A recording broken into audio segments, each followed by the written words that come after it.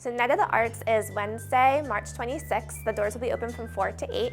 There'll be some opportunities to draw and weave and create, as well as view the artwork, as well as a scavenger hunt to find some different artworks around the building.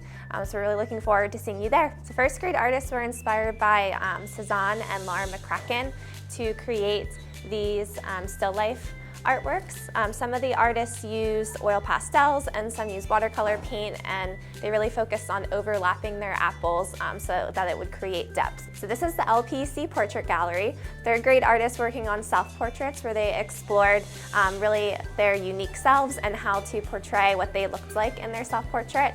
And there's also some artwork by first grade artists where they created self-portraits as well, but they were full body self-portraits from their feet all the way up to their heads. First grade artists learned the weaving technique where they were using yarn and the over-under weaving pattern to create these apples, as well as some snake weavings where they're weaving over and under the grass. Kindergarten worked with clay and texture tools to create necklaces, which is wearable art. The third grade artists were working with clay. Some of them made clay birds, and then some other artists made some clay bowls using some different textures. Third grade artists were working on collages as well as tints and shades with blue paint.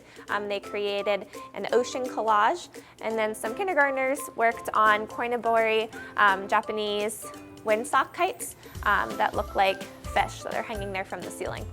This is an art installation inspired by artist Rebecca Louise Law. Second and third grade students wrote their dreams for the year on these pieces of paper and then strung them together as a group and hung them across the hallway.